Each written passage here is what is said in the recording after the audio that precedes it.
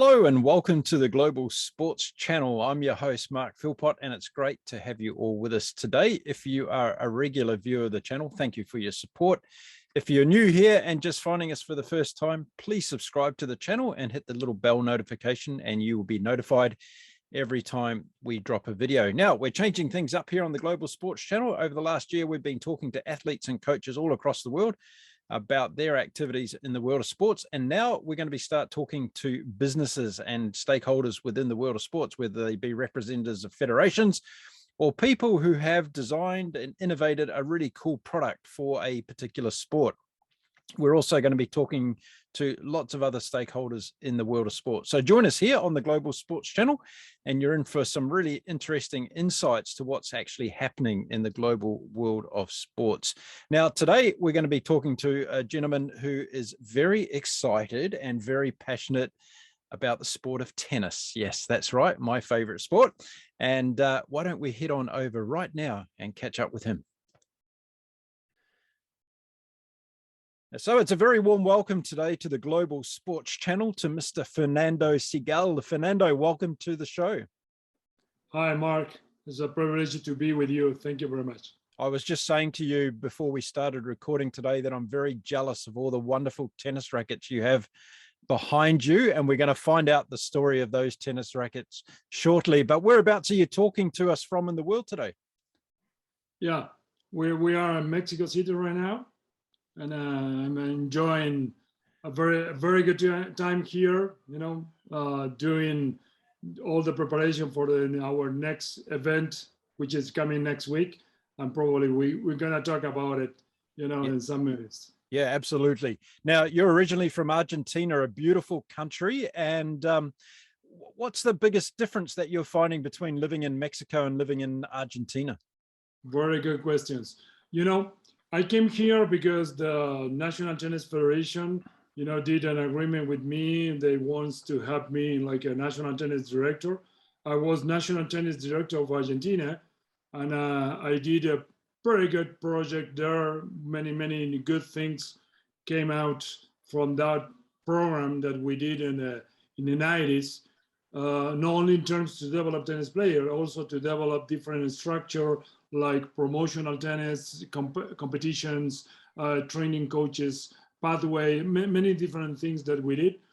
And one other thing, when I coming here, I studied the culture, because even we are Latino countries, we are in some areas very different, because even we speak the same language, the culture aspect are different in many ways. How we resolve situation, how we talk. Argentinian used to talk very, let's say, very tough, sound that like this. And for the Mexican, they used to say you hit when you speak. Right. I mean? Right. And I say this is a very Argentinian way, and also different things, different words to say something, but in terms of solidarity, in terms to be warm with the others, we're on the same page. But when I came here, I read 7 books about the Mexican culture to understand a better way how they work, because my main intention and the purpose was that I try to develop tennis players and on all the national teams, and that's why the purpose. Fantastic. Now, I'm a very proud New Zealander, and I've always said that we share a lot of the passion that Argentinians do, because we have that direct style of our culture. So I think that's something that makes us a little bit similar in that area, as well as our passion for rugby as well, that we share between our two nations. Yeah. So let me sorry for the interruption. Let me give you a short piece story of myself. 2004 and 2005, for almost 1 year, half year, I was working with New Zealand tennis. I was in Auckland working with New Zealand tennis, which is good, because very good memories and remembrances for my time in New Zealand, spending time with the tennis guys there. Yeah, fantastic. That's good to hear. I was just saying to a friend of mine yesterday, actually, that Cameron Norrie, who just won the Indian Wells tournament, the ATP tournament in Indian Wells this week, he actually spent a bit of his upbringing in New Zealand and playing tennis in Auckland. So I'm claiming a little bit of that win in Indian Wells this week from Cameron Norrie as well. Yeah, so that's really good. Hey, let's understand your history with tennis. When did you first start to get involved in the sport? Well, I'm coming from one city, which is from Argentina. The name is Mar del Plata, which is a sea city on the Atlantic. I am from the same place, same city, Guillermo Vilas. Guillermo Vilas is the biggest tennis champion of my country. And we belong to the city, same club, and same master coach. His master coach was my master coach. Right. You know, even Guillermo is 8 years older than me, where we share the same passion. Probably from the early beginning, I prefer to be more a tennis coach rather to be a tennis player. I have more my mentality to help others, like a kind of mentality you have to develop, like to be a tennis coach, rather than a tennis player, which is everything is coming to me, and that's why I prefer from the early ages working with my master coach to start to coaching for early ages. Fantastic. Now, Vilas was one of my heroes of the golden age, I call it, of tennis, when we had the likes of Borg and McEnroe and Vitas Gerulaitis even back in the day. He was a left-handed player, Vilas, wasn't he? And also using a wooden racket, of course, back in the time. Absolutely. He used a very well. He used to use very different rackets in terms of wooden rackets, different brands, but his very famous, his head Vilas racket, which was in the year 77, he won 2 Grand Slams. 78, 79, he won Australia Open. Yeah, fantastic. Now, your country has a rich history in the sport of tennis and fantastic players, both on the men's and the women's side, and of recent times, Del Potro, of course, and a real shame about his injury with his wrist and all the terrible things that he's gone through. But on the women's side, you've also had Gabriela Sabatini, who was a real ambassador for the sport in Argentina. Did these people create a big following for the game of tennis in Argentina? Yeah, absolutely. Tennis is the first individual sport in Argentina, and probably could be the second or the third one in terms of participant. A lot of people is playing tennis. If you go to Buenos Aires, you can travel in the main avenue, which is Libertador. You can have at least between 30, 40 different clubs, plenty of tennis courts all over the place. It's like it's fascinating how normal people used to talk about tennis, taxi drivers, people on the restaurants, waiters. They used to talk about, when you are watching the TV, about Coria, Nevaldian, Del Potro, Monaco, Sabatini, Mancini, all those guys. And of course, Vilas was the first person to create a breakthrough in terms of to reach a new level for Argentinian tennis. And how has the junior tennis developed in Argentina as a result of these role models? Has there been a large swell of younger people getting into the sport? Because of course football is such a dominant team sport in Argentina, but has tennis started to grow more and more?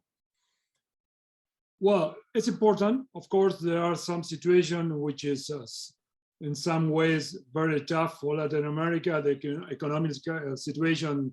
But in terms of tennis, in Argentina, we have a very good, strong culture about sports. You can find Argentinian teams in football, in rugby, and hockey, in tennis, some players in golf, basketball. It looks like in terms of the sports, the culture of the families, they watch to be let's say like an athlete, like a player in any sport, in the good hands, in the good ways, which is very important, because sometimes of course every family put main point on in the studies, normal studies, and go to the school and go to the university. But I think if your kids are going to the sport, all the family are supporting that. Yeah. In that sense, another thing which is very important, because there is a very sporty culture, for the supporting for the family. But if you put it in the same way, we have a very, let's say, national representation on sports, talking about your country. I think if you see what happened in football, I did an experience when I was national director of Argentina, because one of the weaknesses in tennis, I wrote many books, Mark, and one of the key aspects which I analyze on tennis, we don't have national t-shirt in tennis, no? And in '96, we put it in the national under 14 team, the national t-shirt of the football team, using the stripes, the white and the blue stripes, using the sense of belonging, like another very, let's say, sentimental way to create an environment to be prepared for the battle. And we use that. That's why one of the key aspects in terms of every Argentinian sport is the sense of belonging is very important. And the sport are talking about, let's say, the identity of your country, and you can see what happened talking about rugby, the same what happened in New Zealand with the All Blacks, with the Pumas, and the Argentinian team. No? Yeah, absolute. Now, what about your own history in the game? Did you come from a family that played a lot of tennis? No, they used to go with the Nautical Mar del Plata, which is my club. They used to play, because when you go to that club, you play tennis, you play some other sport like more recreational, and you play, or you used to do sailing, because the club is on the port of the sea, and every kid is doing the two sport, the main sport of the club, which is tennis and sailing. And sailing. I did it until 15 years, and then I started to be more focused on tennis. And of course, we used to play more socially, like football or basketball, but no like a main focus of your like a main sport. And that's why I started. But early when I get in on the sport, my intention was be more like a coach. Even playing, I was thinking more like a tennis coach rather than a tennis player. So what took you to New Zealand? What was the initiative there? I met on the World Tennis Conference 2003. It was in Portugal, and we met with some of the directors of the New Zealand Tennis Federation, and they asked me to do like a special program for them for the New Zealand Tennis Federation. And I went to Auckland like 4 times, doing like a consultancy project to help the team to define and to create a design of the new platform to develop New Zealand tennis. Wonderful. Did you get an opportunity to see my beautiful country at all? Yeah, of course. I travel around, I visit many, many places, and also have the opportunity to be in an All Blacks training season. And because we met the coaches of the All Blacks, and I wrote a book, which is Time, Space, and Numbers. And we had like a meeting with Graf Henry, Stephen Smith, and the defensive coach was Hansen. Steve Hansen. Steve Hansen. Yeah. And we went on a meeting and we discussed about the philosophy of the tennis and rugby, and we share some key points, philosophical point, let's say, that we are in a mutual sport. And also I did a presentation for the team, the under 15 and under 19 teams, talking about the philosophy of tennis. So what did you think of the passion of New Zealanders when it comes to rugby, and how the sport is just part of our DNA and our culture? Well, I have the same level of passion because I spoke with the New Zealand tennis at those times that they have to create the old tennis, the black tennis, all black tennis, using the same concept. because from my point of view, New Zealand is a wonderful representation how to have a brand, how to have symbols, and also if you put the haka there, and also how you have identity, the sense of belonging. And I think not only, of course, probably rugby and sailing could be probably top, but you have a very good, athletes and players and many other sports. If you're biking, mountain bike, many different sports, New Zealand is so good, no? I was talking to an All Black just a few days ago, or an ex-All Black, I should say, a few days ago, and we were talking about this very thing that you mentioned. And I asked him what he felt was the most significant aspect of the All Black culture. And he said to me, their respect for history. And they make sure that all of the players that come through the All Black system have a very deep and methodical understanding of the history of the game in New Zealand and what it means to the nation as a country. And that history is something that they develop within the playing group all the time, and making sure that everybody understands, I guess, their place in the history of the All Black journey.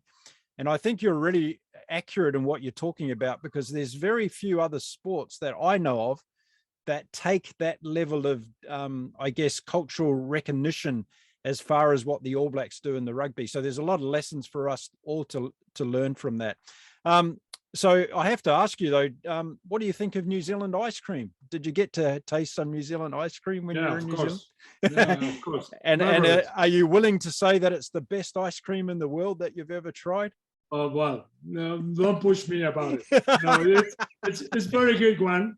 But, I'm coming from Argentina. We have an Italian part of our blood. It's coming from Italy, Italian ice cream, and are quite good as well. Yep. Don't put me in that position, please. There's a conflict of interest. I understand. Now, let's get on to those tennis rackets behind you. There's obviously a lot of history on your wall there. And I must ask you, though, do you have a Dunlop Max Ply racket up there? Yeah, of course. Of course. It's over there. We have the McEnroe one. Yep. We have the normal one, which used to play Rotlever. And then we have one of the 50. Because let me tell you this story, because it's very important. I was in 1998 on Indian Wells with a couple of players there. And it was very funny because I try always, even being a tennis coach, I was very curious about which is the setup of the tournament, let's say the stands, the marketing plan, the communication. Always, I was very curious about it. Always my mind was, let's say 50% about the game and 50% how to create the system of the game. Now that's why I dedicate all my life to be behind the scene to create systems. And I went to the stand zone.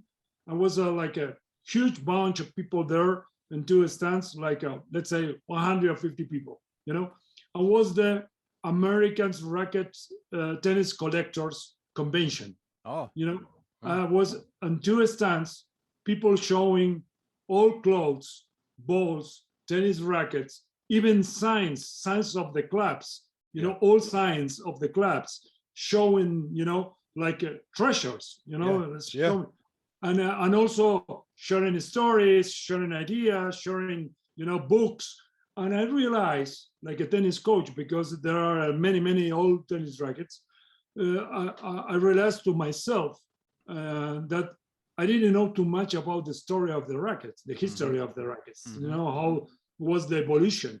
And immediately I bought like 3 books for collectors, and I started to understand how became Dunlop, Wilson, Bancroft, which is names, last names, because they are patents. And Wilson was a guy which is coming from baseball, then to tennis, and I say Dunlop, they used to have like a meat company, and they buy a sport company, and then I start to, and I recognize on myself how poor is my knowledge on those times about the evolution of the racket. And that's why I started to buy, following the books, I started to buy, sorry, different rackets. Wonderful. That's the story. Wonderful story. And as you just reiterated, there's a lot of history associated with understanding where those brands have come from. We've seen a huge change in the technology of the rackets over the years. And, you know, you go back to when Jimmy Connors started using an aluminium racket and, you know, it all started to change. What was the biggest evolution, do you think, when it comes to the rackets and the racket technology? Oh, well, there are a lot of different key points, no? Because if you see what happened in the early rackets, they used to do like a let's say like a piece of wood on the core of the racket first, and then they changed it to have concavate format, you know, and then on the 20s start they use on the last years of the 20s they start to use the grip, because on the beginning they don't use the grip. And then it's amazing what you mentioned, the steel racket. One of the biggest innovators in tennis was René Lacoste. And the Wilson T2000 rackets was originally a patent of Lacoste, which he created steel racket, and then he sold the patent to Wilson, because Bill Wilson wants that racket, and that's the racket that Jimmy Connors used. Right. You know, but probably, let's say, I try to collect rackets from the 1880 to 1980. Since 1980, it started to have the different composite materials. Different. It's a jump forward in terms of how the racket changed. Another change, which is very important, is what happened when 1974 with Howard Head.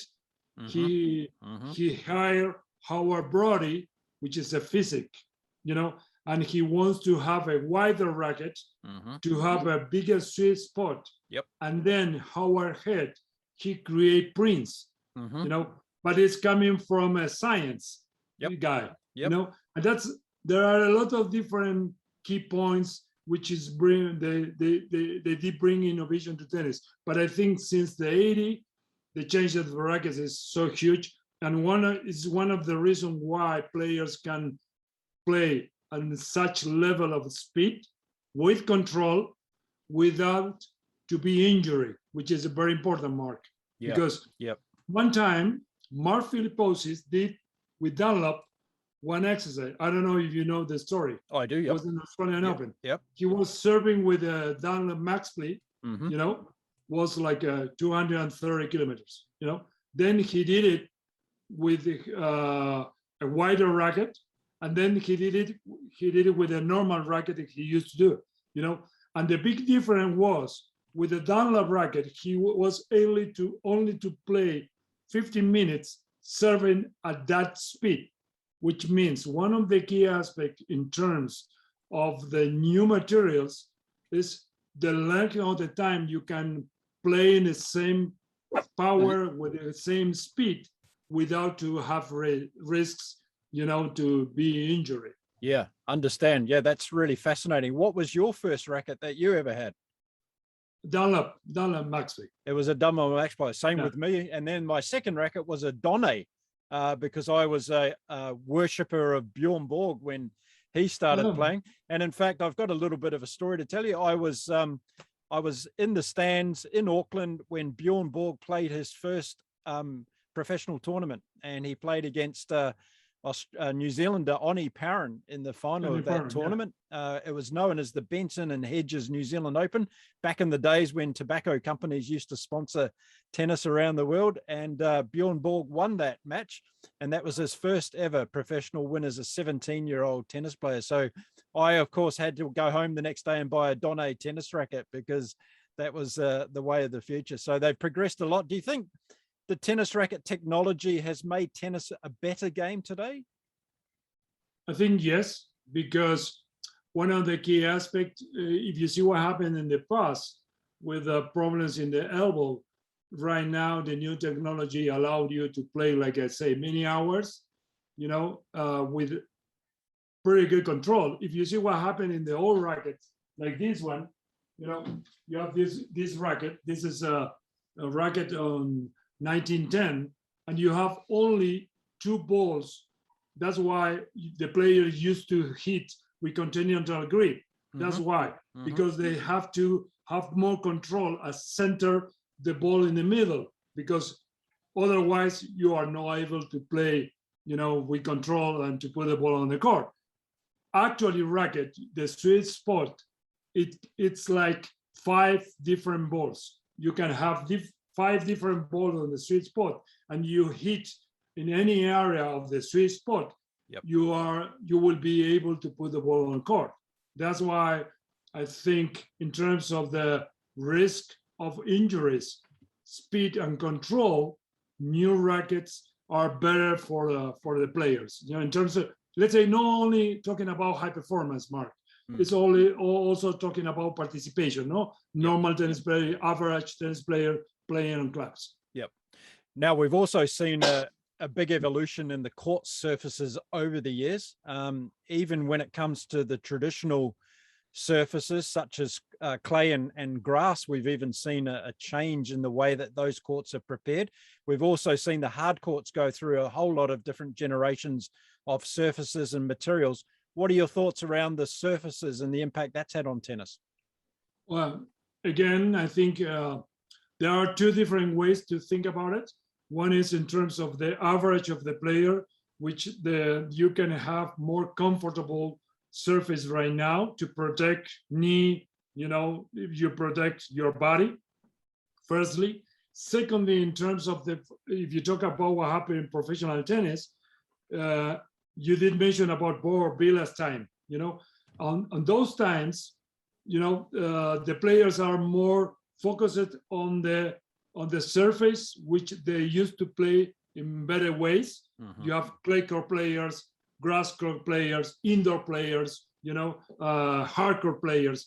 But since the last, let's say, 15 years, well, almost 15 years, for the television and to have a better show to everyone, all the surface changed to have a medium level of speed, which means slow tennis courts like clay courts, they change. Even Roland Garros changed, and they put chemicals to have more speed, to rise the level and to have, let's say, middle age. And the same, putting sand on the painting of the hard courts, you reduce the speed.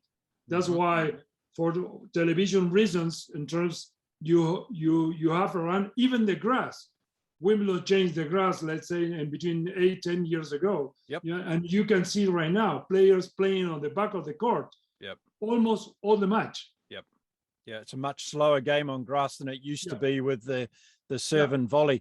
I'm a little bit personally anti that, because I think the grass court tennis, with its rich history of serve and volley, I'm a traditionalist. I like to see the great players like the Pat Rafters and the Goran Ivaniseviches and those that had amazing serves getting benefit. But now we're seeing people like Nadal, who's able to get on the grass at Wimbledon and as you say, play from the back of the court all the time. I'm not really a fan of that.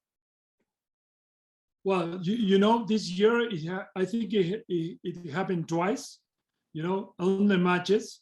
2 of the players, they won the match without to go on the net on 5 sets, any time to the net. All the match back of the court. Yeah. Only 2 eyes, only 2 matches, no? Because some of the players trying to mix a little bit to go to the net, you need to do it anyway. Probably not how it used to be on the past, that everyone is going to the net all the time. Even Borg, he won 5 times Wimbledon. 3 of the times he won the match point going to the net. Yep. Even he was a back of the court player. No? Exactly right.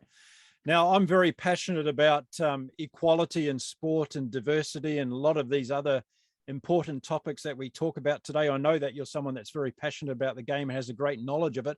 I'm really interested to know and understand from you what your views are on the way that tennis professionals, both men and women, are remunerated and supported throughout their careers by the federations around the world. And one of the issues I have is that we've got this disparity, it seems, that the top players in the world, they earn phenomenal amounts of income, not only from prize money, but from endorsements. And obviously they've worked hard to get to that level. But then you have players who are ranked, maybe from 200 down, who are struggling to make a living, and they have to, I know guys that are ranked 500, 600 in the world that have to have a day job to try and survive on the circuit as a professional player. What are your thoughts around the distribution of wealth when it comes to tennis, both on the men's and the women's side? Well, very good question, Mark. Very good question, and I'm very wide to do a response in many areas. Let me ask you first in terms of equal chances to women's and men's tennis. On the women's tennis, probably, I think the last year, if you take the best 15 athletes in any sport which are earning more money, 9 of the 15 are women tennis players. Yeah. Which is speaking quite good about our sport. But in terms about the challenges of our future, I truly believe that we need to keep evolving and to be more fair in many areas. And in many areas, we are so behind. That's why we create TBD, because we are so far in many areas to keep developing ourselves in terms to not only in professional tennis, because in professional tennis, like you say, we have a problem that we need to resolve. At least we have to be sure, if we compare with other individual sport which is competing with us, which is golf, tennis is the #1 sport in the world. The second one is golf. But at least 200 players on golf, they are making a good living. You have to be sure that at least that 300 players in each side are able to live like a professional player, I know right now. And I think we need to be more clever. We need to find new ideas and to work to try to find new ways to develop our sport. I'm the type of person that I'm looking more what we're gonna do in the future. Don't complain too much about what happened in the past.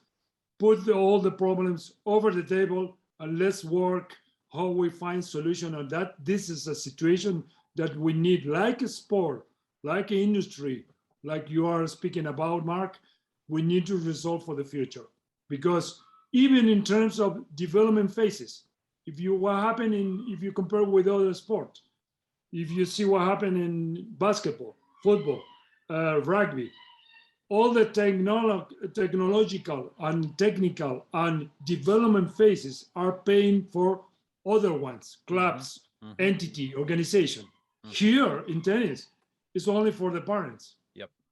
And also, we don't create a very, let's say, very sensible and very true, let's say, reliable, pathway that the parents can understand in a better way how to put the money.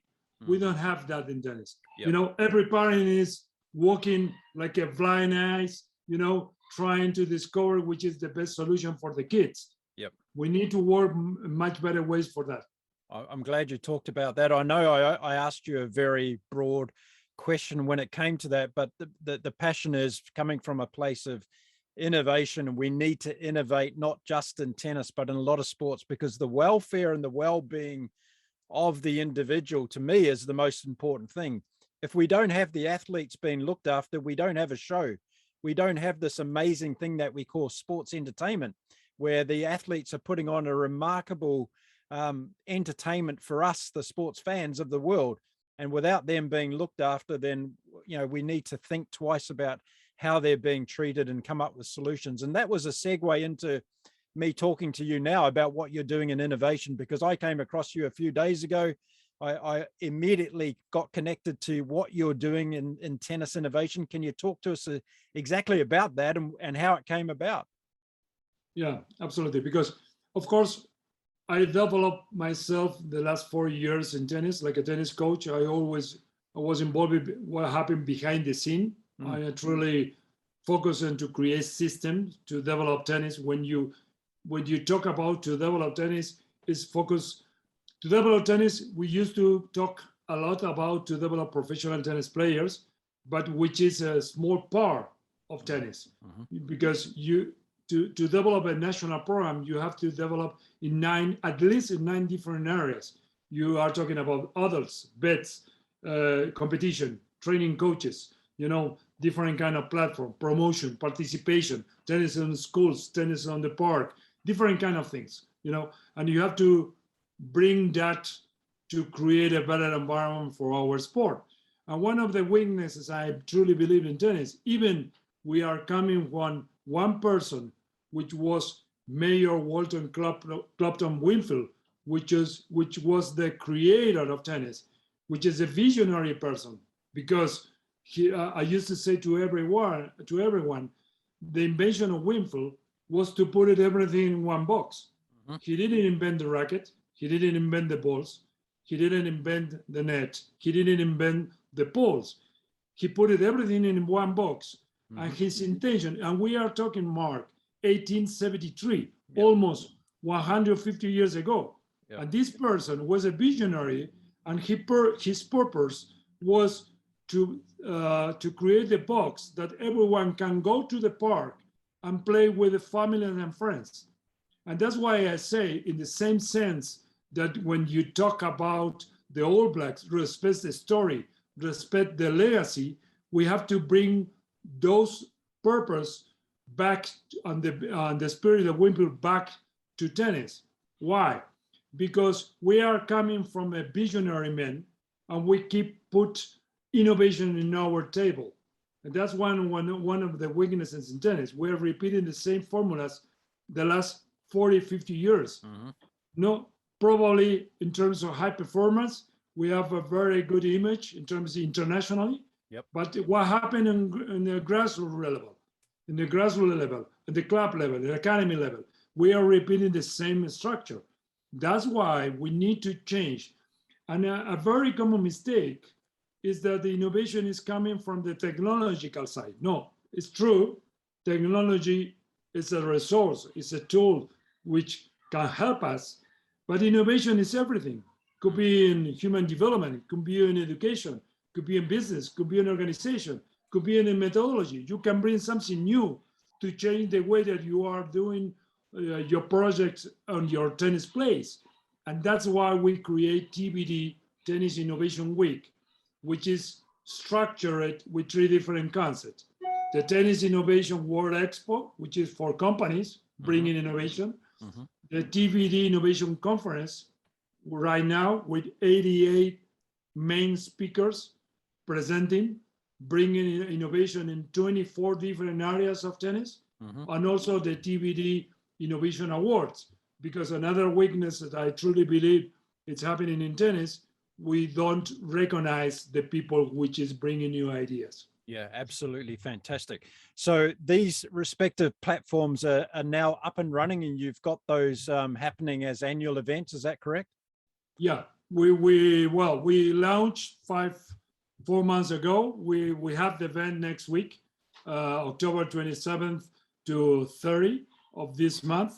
We have the 4 days conference and the expo, and people can watch all the conference for 30 days, and our intention is to do it every year, bring in the innovators, the creators, the leaders, and all the people who has the passion, the heart like you, bringing innovation to our sport. Yeah, brilliant. So if you're watching the show today and you want to find out more about what Fernando is talking about, I'm going to put all the links to his details in the show notes today so you can have access. And if you're a participant in any of those activities, whether it be from the corporate sector or across the sport of tennis, get in contact with Fernando, because I'm sure he'd be happy to hear from you and see how you can fit into that. Now, one of the questions I have with what you're doing, Fernando, is have you yet got an association with the likes of the ATP Tour and the WTA Tour? Well, we did with the ATP with our previous event, which was in March, the World Tennis Conference, which was more focused on high performance. We are talking with them, but of course we have a lot of people which are involved in the circuits, on the conference. We have, like I say, 80 speakers coming, and some of them are working hard on the circuit. Okay, good. Now, what are your thoughts around the introduction of tennis to the Olympic Games? Do you think that's been a good thing for tennis? And do you think there's something more that can be done around tennis's inclusion in the Olympics? Because there also seems to be some issues sometimes around scheduling, as we're seeing on the tour. A lot of the players are getting injured more and more regularly because of their hectic schedules. What do you think about the involvement in the Olympics and where tennis sits there? Absolutely. I think we need to keep going in that pathway. But, Mark, the ITF, the big organization, they have to be agree that all the players, they have to, win points on the competition. You cannot play in the Olympics without to have points with what is happening in golf. You can have the best players, but of course the players, they have to take care of their careers, the points, the big championships, and also, in this case, to represent your country is very important. I think we need to work together to create a better environment to have points for the players on the both competitions. Very good point. You're a man that's all about innovation, so I'm interested to know what your views are about the explosion of pickleball around the world and the impact that that's having potentially on the game of tennis. Do you see that happening in a lot of markets at the moment where pickleball is becoming very, very popular? I see a lot of tennis clubs are actually getting rid of their tennis courts and putting pickleball courts in. This is obviously a problem for tennis. Okay, congrats. First, let me tell you, I have to congratulate the pickleball guys because they are smart and very well passionate, to create like a movement on that. But from my point of view, like a tennis guy, we need to learn about it, and we not, again, bring back our spirit. One of the key aspects, we forgot to work on the social environment, which is the difference of the pickleball if you compare with tennis. Yes. That pickleball is easy to play. We can do that. We have the racket. We need to change why to use a very complicated system or to talk about the points like a score. Why don't use 1, 2, 3, 4? You got 1 point, you have 1, 2, easy way. We can play, we can use in Japan, one of the most important circuits they have in all Japan is using the green ball, which is 25% less of the bounce of the normal ball. And they have a very strong adult circuit in Japan using green ball, that everyone can play because you are reducing the speed. Yep. And we can use orange ball. We can use green ball. The thing is, that's why I say we keep repeating the same formulas for the last 40, 50 years. We need to learn like a sport because you have to respect the traditional position of tennis. You know what I mean? But for the new generations, you need to change because the new generation, are more digital. They learn more in different pathways. They want to have an experience. They don't want many rules. Why to create rules? Let's say an introduction part of our game, trying to capture more people, more participation, and then you can do more things, introducing them to the formal, let's say, structure of tennis. I think that's why, again, Mark, bring innovation to tennis. Bringing innovation to tennis means how many clubs, and I know, and I spend almost all my life traveling around. I know 74 countries. I speak in conference in 50 countries. We don't have in tennis club a welcome team. A welcome team is a social team, which is, hi, Mark, how are you? I want to introduce a friend. You can play mini tennis in that way. It's like we don't work on clubs, on academies, creating like a promotional team, which is they are focused into creating an environment of entertainment, socialization, sense of belonging, and then you pass to the next level. I love what I'm hearing, because you're talking about bringing sport back to what it's really all about. It's about that social connection. It's about the fun status. It's about availability to everybody. And over the years, across many sports, we've seemed to have lost that because of the professionalism, because of the money, the commercialization. But we've got to find a way, I believe, where those things can work hand in hand to the benefit of the sport, and in particular tennis. Now, just before I let you go today, Fernando, I've got a couple of little fun things that I want to do. A quick quiz for you. I'm going to give you 2 words. You've got to select the word that you like the best out of these 2 options that I'm going to give you. And obviously they're going to be focused on tennis. So let's start off with forehand or backhand? Backhand. Serve or volley? Serve. Wimbledon or Roland Garros? Oh, Argentinian blood, Roland Garros. Borg or McEnroe? Oh, this is a tough one, but I have to go with Borg. Okay. Navratilova or Steffi Graf? Another tough one. I think in terms what she did for the game, rather, because they are 2 big champions, I will go with Navratilova. Okay. Australian Open or US Open? Another tough one.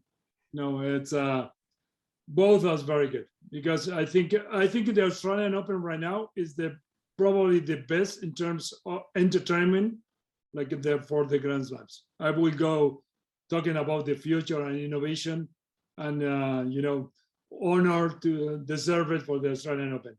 Okay, very good. You answered all those very well and very diplomatically as well. So I congratulate you on that. I am interested to know though, and it's an incredibly difficult question to answer, but do you have a favorite tennis match of all time that sticks in your mind? Ooh. And it can be either men or women. It doesn't need to be just men.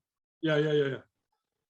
Well, bringing back what happened for our Argentinian tennis culture, of course, has to be when Vilas beat Connors on the final of the US Open 77, which he used to play with. He did play all the time with slice, because Tiria asked Vilas to have a low ball for Jimmy Connors, and he was able to break down the mentality of Connors and finally beat him on the last set. Yeah, fantastic. Okay, we'll take the Vilas and Connors matches as your favorite. And I tell you what, if you haven't watched the highlights from the Antwerp tournament that's taking place in Belgium at the moment, there was an incredible match played yesterday between Andy Murray and TFL from the United States. I won't ruin it for you, because you should go and watch the highlights, but it was one of the most remarkable 3-set matches of tennis I've ever seen. Absolutely incredible. So there we go. Fernando, it's been a pleasure, absolute pleasure having you on the show today. I want to thank you for your time from beautiful Mexico City. And I'm sure that you and I are going to talk a lot about innovation, particularly in tennis and sport going forward. So if you're watching the show again, I'm going to put all the contact details for what Fernando's doing in the show notes today, and you're going to be able to reach out and contact him on that. So Fernando, have a beautiful evening in Mexico City, and I look forward to our next conversation.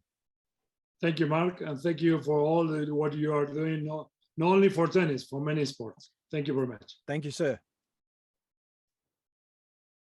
There we go. That was Fernando Segal talking to me from beautiful Mexico City in Mexico, and I'm sure you could see and feel the passion between us talking about the wonderful game of tennis, and Fernando and his team are doing some incredible things to pursue the innovation in the world of tennis and driving for the future for a better game for everybody that's involved in the sport. So I really welcome other people out there. If you have a passion about your particular sport and you're doing something exciting to advance and evolve your world of sport, then get in touch with me, because I'd love to have you on the show here at the Global Sports Channel.